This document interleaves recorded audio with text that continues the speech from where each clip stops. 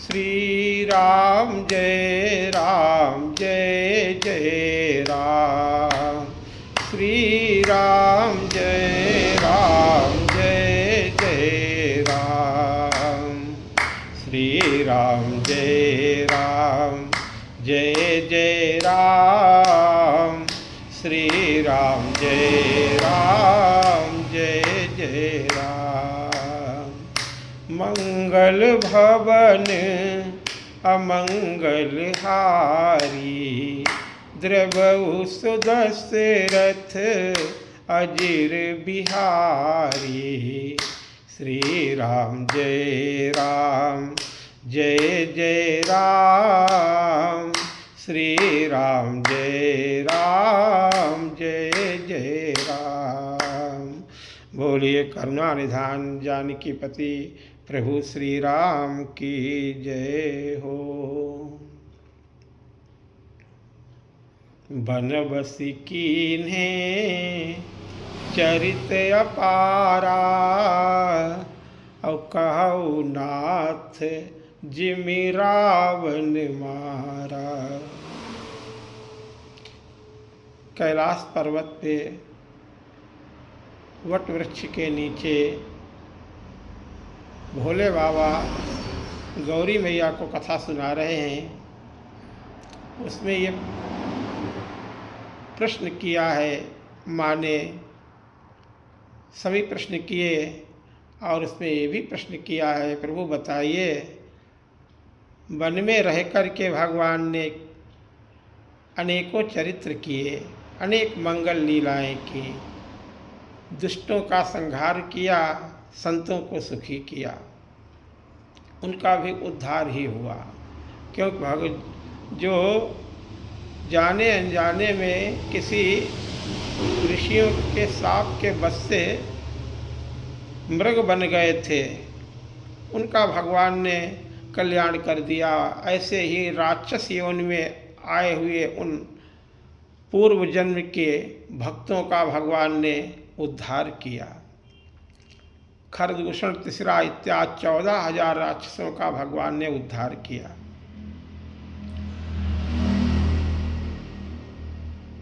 और इस तरह से देवताओं ने पुष्प वर्षा करके भगवान का मंगलमय गुणगान करते हुए, स्तुति करते हुए उनकी जयकार की।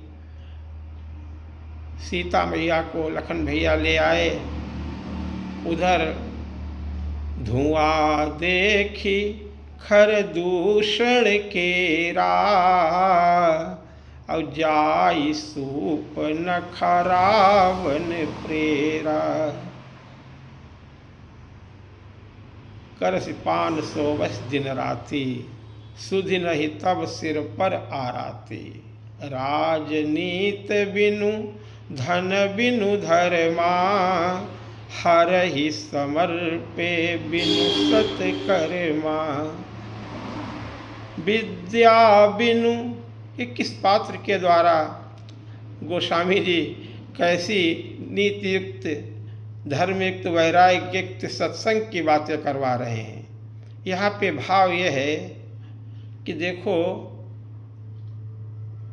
जो बोल रहा है वास्तव में वो उस धर्म से युक्त है कि नहीं है, तब उसके साथ में आपको अपना व्यवहार करना चाहिए। रटने से, कंठस्थ करने से, शास्त्रों का अध्ययन कर लेने से, सारे तीर्थों का भ्रमण कर लेने से, सब कुछ कर लेने से, जब कर ले तब कर ले, नियम धारण कर ले, योगी हो जाए, संसार भर के सारे सत्कर्मों को अपना लें, लेकिन आपकी अगर प्रवृत्ति, आपका भाव, आपकी मांग, आपकी भावना, आपकी कामना, आपका लक्ष्य, आपका साध्य कौन है, वो भाव पवित्र नहीं बना तो उन साधनों का फल भी तो सीमित ही मिलेगा और उन फलों को भोग करके फिर भटकना पड़ेगा। ऐसे ही उन श्रुति सम्मत कर्मों की तरफ वो इंगित कर रही है कि ऐसा करते हुए भी आपने राजनीत बिनु धन बिनु धर्मा, हरि समर्पे बिनु सत्कर्मा, विद्या बिनु विवेक उपजाए। कितनी सुंदर बात बताई है। विद्या तो है लेकिन विवेक नहीं उत्पन्न हुआ है। अब वास्तव में वो सत्य रावण जैसे पात्र के आगे जो बात बोल रही है वही सत्य, उसी के ऊपर ये फलित होती है। अब विद्वान तो बहुत हो गए हैं लेकिन विवेक नहीं उत्पन्न हुआ है। अब जब तक विवेक नहीं उत्पन्न होता है तब विद्या का कोई महत्व नहीं, फल नहीं है। विद्वान तो हुआ जा सकता है लेकिन विद्यावान तो हनुमान सरीखे भक्त ही हो सकते हैं। विद्यार्थी विद्या ग्रहण करना जो उसका लक्ष्य होता है तो वो विद्या है क्या? विद्या भगवान श्री राम कहते हैं लक्ष्मण जी का गीता में, जब लक्ष्मण जी को ज्ञान भक्ति वैराग्य माया का उपदेश करते हैं तो यही तो कहते हैं विद्या एक अविद्या, एक विद्या है एक अविद्या है। तो अगर सांसारिक भोगों को भोगने के लिए ही हम अपनी विद्या का प्रयोग कर रहे हैं तो हम विद्या नहीं प्राप्त किए हैं बल्कि अविद्या से ग्रस्त हैं, जो संसार को नचाती है, भोगों में फंसाती है। नाना प्रकार के दुष्कृत्य होने लगते हैं कि जब हम भोगने के आदी हो जाते हैं, भोग नहीं मिलते हैं, तब उन भोगों की प्राप्ति के लिए हमसे धीरे धीरे धर्म का मार्ग छोड़ देते हैं। उनको प्राप्त करने के लिए फिर हमारा अहंकार इतना बली हो जाता है कि हम उन चीज़ों को ज़बरदस्ती ग्रहण करने के लिए पापाचार में लिप्त हो जाते हैं। हम भगवान को धीरे धीरे दूर करते चले जाते हैं, माया में लिपटते चले जाते हैं। यहाँ पे जैसे ये पात्र की चर्चा की, ऐसे ही आप देखें अयोध्या में भी तो मंथरा कैसे कैसे उपदेश देती है कैकेयी अम्बा को। तो ये तो नाक कान कटवा करके रावण को उकसाने के लिए, प्रेरित करने के लिए अब अपने आप को बहुत बड़ी विद्वान स्वयं को मान करके, जान करके और रावण को समझा रही है कि तुम देखो भटक गए हो, ये इससे क्या लाभ होगा। या आपको ये मालूम नहीं है कि आपका शत्रु आ चुका है, आप यहाँ चैन से हैं, आपको भोगों से विरत करा करके अब वो उनको युद्ध में लगाने वाला प्रयत्न मुख्य रूप से शूर्पणखा के द्वारा हो रहा है। रावण तो वास्तव में करसपान सो बस दिन रात्रि, रावण यद्यपि उसने विश्व को विजय करके, देवताओं सबको जीत करके, लेकिन उसने उस तपस्या का, उस बल का, उस अपनी यौगिक शक्तियों का, उस जप का, उस तप का, अब वो उनका प्रयोग किस पे कर रहा है? चाहे जितना हो, कामी प्रवृत्ति उसकी इतनी है कि जीत बरी निज बाहुबल बहु सुंदर बर नारी। संसार भर की जो स्त्री सुंदर देखता है बलात् हरण कर लाता है, जबरदस्ती छीन लाता है और अपने बल के अहंकार में सबको रुलाता है। स्वयं सारे भोग भोगना चाहता है, अपने अनुयायियों को भोग भोगवाता है जो उसकी बात मानते हैं। ऐसा नहीं है, राक्षस जाति जो संगठित है संसार भर में उत्पात मचा रही है। थोड़े से राक्षस संसार भर को परेशान कर रहे हैं क्योंकि वो राक्षसों को सुखी करता है और संसार भर को रुलाता है। यही जस जोग बाटी ग्रह दीन है, सुखी तो उसने किया, लेकिन रावण में ये प्रवृत्ति सिर्फ है, ये मोह का स्वरूप है। तो मोही व्यक्ति सिर्फ अपने परिवार को देखता है, अपने परिवार वालों को ही सुखी देखना चाहता है। अपने परिवार से जो जुड़े हैं, जो उसकी बातें मानते हैं, सुनते हैं, मोही व्यक्ति के अधिकारी होता है, मुखिया होता है। तो जो उसकी बात मानता है उसको वो सुखी रखता है, खुश रखता है, सब कुछ देता है, रहने के लिए, पहनने के लिए, खाने पीने के लिए सारी सुविधाएं उसकी करता है। और लेकिन जो वो कहे वही उतना ही करो, वो जितना कहे उतना करो। ये घटित होगा क्योंकि सब राक्षस दुष्ट प्रवृत्ति के नहीं है, लेकिन ज़बरदस्ती उनको बना दिया गया राक्षस। अब वो मजबूर होकर के वो कुकृत्य कर रहे हैं। जैसे आतंकी किशोरावस्था के बालकों को पकड़ ले जाते हैं, उनको धीरे धीरे भर करके ऐसी ऐसी बातें, अब उनको डरा धमका करके और फिर उनकी आदत पड़ जाती है, मजबूरी हो जाती है उसका। जब लिप्त हो जाते हैं, जब वो बन गए, तो अब वो कहाँ जाएं? उनका रक्षक कोई नहीं दिखाई देता है, वहाँ उस कार्य को छोड़ते हैं। तो रावण की प्रवृत्ति क्या है? रावण के यहाँ राम सेन निज पाछे घाली और चले सकोपि महाबलशाली, ये राम जी की नीति है। वानरों को कुंभकर्ण ने उठा करके, वो तो हजारों वानरों को खा रहा है, और सब पीड़ित हो गए, सब भाग खड़े हुए डरने लगे। राम जी ने कहा हमारी सेना इतनी पीड़ित हो गई, सेना को आगे भगवान नहीं भेजते हैं, बल्कि उन्होंने क्या कहा, अरे ये ज़्यादा बलवान है तो तुम सब पीछे आ जाओ, खेलने के लिए भेजते हैं। बाकी इतना खुद वो बलशाली बड़े बड़े असुरों का संहार वानर कर रहे हैं। लेकिन कुंभकर्ण सरीखा जब महामोह का छोटा भाई, वो आलस्य स्वरूप संसार को निगलना चाहता है अपने ही जमुआई में, जैसे कि कोई क्रिया किसी को कुछ करने, अपना ही पेट भरना चाहता है, पड़ा पड़ा सोता रहता है, खाता रहता है, उसको तो भोजन जैसा मिल गया है। भगवान ने कहा इसके साथ में हम ही लड़ेंगे, तुम न लड़ो। जीवों के बस की बात नहीं है। तो परमात्मा स्वयं ऐसे विकट राक्षस के आगे, अगर ये कुंभकर्ण आवत रणधीरा, ये बड़ा रणधीर है युद्ध में, तो भगवान भी कैसे चले? बोले राम तुम सब पीछे हो जाओ, राम सेन और निज पाछे घाली और चले सकोपि महाबलशाली। यहाँ भी बल की कोई सीमा नहीं है। कितनी देर टिकोगे, कितना बल दिखलाओगे, कितनी रणधीरता दिखाओगे? यहाँ बल की कोई सीमा है ही नहीं।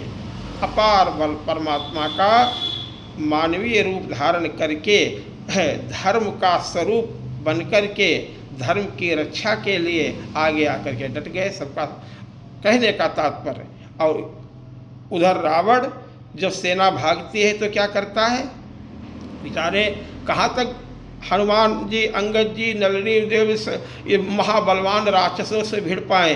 तो भाग खड़े होते, वो भी बार बार भागते हैं। हनुमान जी के ओंकार मात्र से हनुमान अंगद रण गाजे और हाँ के सुनत रजनीचर भाजे, तो भागते हैं। तो रावण क्या करता है? रावण उनको आश्वासन नहीं देता है, बल्कि क्या कहता है, सारा बस अब दुष्टों का खाएंगे, तो जब आएगी तो ऐसे बोलते हैं हमारा खाया, हमारा काम नहीं कर रहे हो, वो तुरंत शत्रुता पे आ जाएंगे। जिनका आपने भला किया है बहुत ज़्यादा, अब उनका भला करना बंद कर दो, दुष्ट प्रवृत्ति होगी, वही आपके शत्रु बन जाएंगे। जिनका हित करोगे वही आपका हित करेंगे। और रावण ने तो ऐसे ही एहसान दुष्ट व्यक्तियों के पास में, राक्षसी प्रवृत्तियों के पास में बड़े बड़े राजा कष्ट सहन करके भी उनके पास मदद मांगने नहीं जाते हैं। जानते हैं कि इसके चुंगल में जाकर के और हम फंस जाएंगे, मदद नहीं करेगा। वो धर्मात्मा राजाओं से ही, जो धर्म में स्थित हैं, वो चाहे जैसे भी, वहाँ इस समय भी ऐसे ही हुआ, बहुत से राजाओं ने मेवाड़ में, चित्तौड़ में जाकर के उनकी शरण ग्रहण की। अपना युद्ध न होते हुए भी उन्होंने मदद की और युद्ध हमेशा लड़ते रहे उनके लिए, क्योंकि भगवान ने वानरों की मदद नहीं ली है, बल्कि भगवान ने वानरों की मदद की है। जीवों की मदद, वो भक्तों की मदद करने के लिए परमात्मा वन वन में आकर के भटका है, लेकिन फिर भी भगवान उनका एहसान मानते हैं। जगह जगह वो चर्चा बाद में करेंगे। और रावण ने उनको मकान, थोड़ा सा खाने पीने को छूट दे दी, जाओ लूट, वो रावण थोड़ी देता है, जाओ संसार भर को लूटो, जा करके लूट करके यहाँ भी ले आओ, लंका सोने की बनाओ हमारी, और तुम भी खाओ पियो, चाहे जिसको मारो, चाहे जिसको खा जाओ।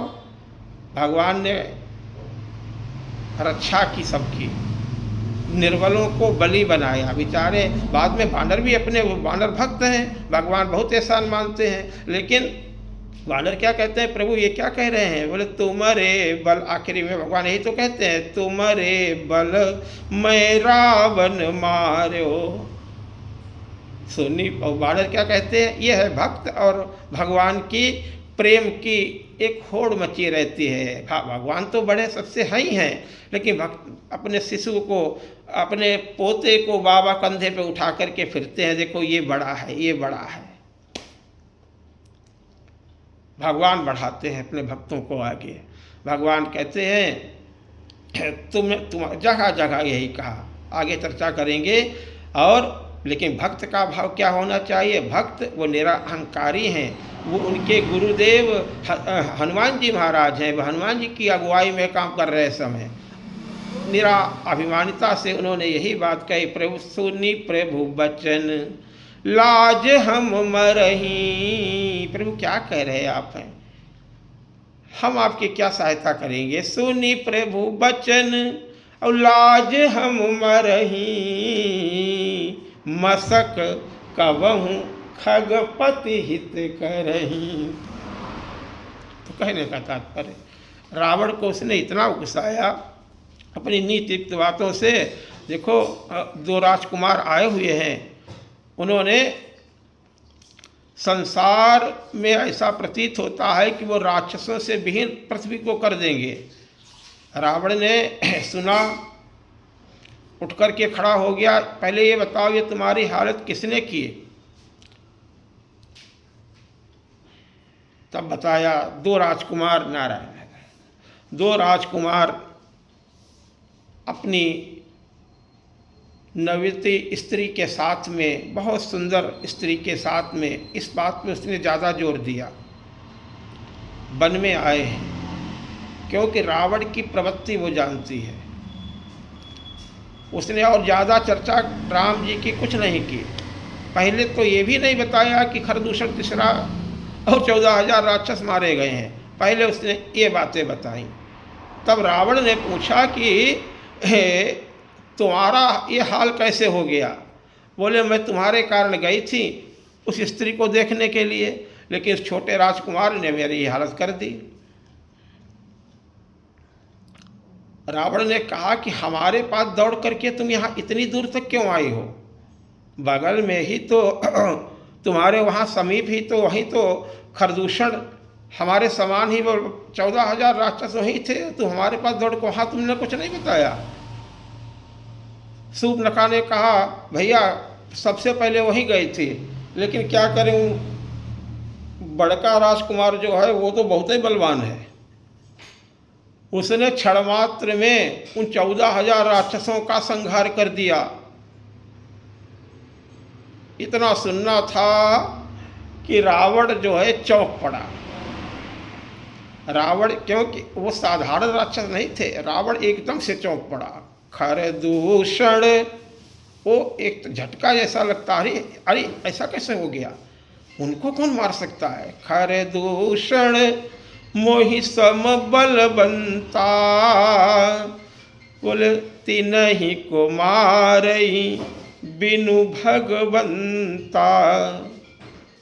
सुर रंजन मंज भंजन मही भारा, और जो भगवंत लीन अवतार, जो भगवंत लीन अवतारा। यहाँ पे वाक्यों पे ध्यान दें। रावण ने खरदूषण तीसरा के समान ही उन 14,000 एक जैसे राक्षसों के संहार की जब बात सुनी तो उसे एकदम से ऐसा आभास हुआ, ऐसा उसे अपने अनुमान के द्वारा, क्योंकि वो महापंडित है, महाविद्वान है, उसको सब त्रिकालज्ञता उसके अंदर है, सब जानता है, वो ज्योतिष शास्त्र का बड़ा प्रकांड विद्वान है। उसे मालूम है साधारण मानव नहीं मार सकते हैं खरदूषण को, तो किसने मारा। हमें लगता है परब्रह्म परमात्मा ने अवतार ले लिया है। उसका एक क्षण के लिए वो विवेक जो है जागृत हुआ उस विद्वता के कारण, उस जानकारी के कारण। और पूर्व जन्म की लीला की दृष्टि से देखेंगे तो पूर्व में तो वो जय विजय हैं, सावधान है, धर्मात्मा तो हैं, भक्त हैं, लेकिन यहाँ तो लीला पुरुषोत्तम लीला खेलने के लिए उद्धत होने वाले हैं, तैयार हो रहे हैं, वो भी लीला के लिए। और ये भी लीला का पात्र अगर माने तो इसने भी लीला भूमि सजाने की, जो भगवान श्री राम और रावण का महाभयंकर युद्ध की लीला का जो प्रकरण है उसकी दृष्टि से देखें कि इसमें लीला कौन अच्छी खेल रहा है, कौन किसका अभिनय अच्छा हो रहा है। अगर इसी भाव को बड़े बड़े जो सर्वज्ञ हैं सब जानते हैं, ऐसा कहते हैं कि रावण ने सब कुछ जानता है, रावण ने जानबूझ करके आत्महत्या रावण ने नहीं की है। आत्महत्या करना होता तो भक्ति नहीं बन जाता मरने के लिए, जरूरत ही क्या थी। अगर इतने आत्मबल से वो संपन्न था, वैसा ही करेंगे, हम जैसा चाहें वैसा कर सकते हैं, ये तो उसकी अहंकार की धारणा है, हम जो चाहें वो कर सकते हैं। लेकिन भगवान को पाने के लिए भक्ति स्वतंत्र, भक्त तो स्वतंत्र है, उसे कोई नहीं प्राप्त कर सकता अपनी इच्छा से। और रावण के अंदर सब कुछ है, लेकिन रावण के अंदर सत्संग नहीं है, रावण के अंदर ज्ञान का भंडार तो है लेकिन भक्ति नहीं है। अब उसने अपने ज्ञान का प्रयोग किया परमात्मा को जानने के लिए, प्राप्त करने के लिए। किस तरीके से, देखो यहाँ पे वो कह रहा है कि सुर रंजन भंजन मही भारा, और जो भगवंत ली जो, अगर ऐसा है तो, मैं तो वो अभी तो विचार कर रहा है, पूरी बात जानेंगे, सुनेंगे, समझेंगे, तब उस पर निष्कर्ष निकालेंगे, तब उसका भाव समझ में आएगा, तब उसका अर्थ समझ में आएगा। जो भगवंत लीन अवतारा, अगर भगवान ने अवतार लिया है तो मैं जाई, अगर लिया है तो, अभी पूरा विश्वास नहीं है, बोले तो मैं जाई, और बैर हठ करऊं, प्रभु सरबान लगे भव तरी तरऊं। ये भाव है अभी। क्यों? इतना पापी है, स्वयं अपने आप को जानता है, इतने पाप किए हैं राक्षस प्रवृत्ति के कारण। जीव कोई पापी नहीं होता है, जिसकी प्रवृत्ति जिस पे हावी होती है। पूर्व के तो बहुत बड़े भक्त हैं, लेकिन इस समय तो राक्षस प्रवृत्ति में हैं, राक्षसी योनि में हैं, राक्षसी भाव में हैं। निंदा की बात नहीं है, भगवान निंदा स्तुति की नहीं, जो जिस पात्र उसने ऐसा अभिनय ही किया है वो भक्त के रोल में नहीं आ सकते हैं। भगवान ने उन्हें भ्रमित किया, वो भगवान की परीक्षा ले रहे हैं। अब इसमें किसकी लीला प्रबल है, ये भाव है। अब उसने सोचा मन में रावण ने कि अगर तो मैं जाई, अगर भगवान है तो मैं जाई, बैर हठ पूर्वक उनसे बैर करूँगा, भक्ति नहीं करूँगा, ये भाव है। अब युद्ध करूँगा, प्रभु सरबान लगे भव तरहूँ, यही तो उसकी प्रबल भावना है। अपनी विद्वता पे, उस पर अपने ज्ञान पे, उस पर जानकारी पे बड़ा उसको अहंकार है। मैं देखूंगा ये भगवान है कि नहीं है, पहले तो मैं ये देखूंगा। और अगर भगवान है तो फिर उनसे ज़बरदस्ती युद्ध करूंगा, उनसे मारा भी जाऊंगा, तब भी मेरा कल्याण ही तो होगा। और अगर नहीं है तो, अब इतनी तो यहाँ पे बात हो गई। और अगर वो चक्रवर्ती सम्राट महाराज दशरथ के ही पुत्र हैं, साधारण मानव ही हैं, तो क्या करूँगा? बोले जो नर रूप भूप सुत को, अगर वो राजा के लड़के हैं तो फिर इसका ये दूसरा उसका विचार है, उसका जो उसने अपनी नीति बनाई है, क्या क्या करना है उसे, उसके अनुसार वो सोच रहा है। अगर वो राजा के लड़के हैं तो मैं ऐसा करूँगा, तो मैं जाई, अगर वो भगवान है तो युद्ध करूँगा। वहाँ से बात नीचे आई, फिर दूसरा वाक्य, और अगर वो जो नर रूप, और जो नर रूप भूप सुत को, और हरि हूँ नारी जीति रन दो। परीक्षा लेने के लिए। भगवान परीक्षा का विषय हो ही नहीं सकता। परीक्षक की परीक्षा कौन ले सकता है बताइए? वो संसार की परीक्षा ले रहे हैं। वो रावण भगवान श्री राम की परीक्षा लेने के लिए युक्ति बनाते हैं, जुगुत बनाई, अकेला वहाँ से चला, किसी को नहीं कुछ बताया। सत्संग नहीं जीवन में, अकेले बिना सत्संग, किसी सत्य की कृपा के बिना भगवान को कैसे तुम जान सकते हो? बड़े बड़े ऋषि मुनि मोहित हो गए। तो रावण जो है चला अकेल जान चढ़ता हवा, बस मारीच सिंधु तट जहवा। जहाँ मारीच अकेले सिंधु यानी सागर के किनारे कुटिया बना कर के दिन रात राम राम राम राम राम राम। चरित्र रोचक, फिर थोड़ा आगे चर्चा करेंगे। दो बार प्रभु का नाम बोले, बोलो श्री राम जय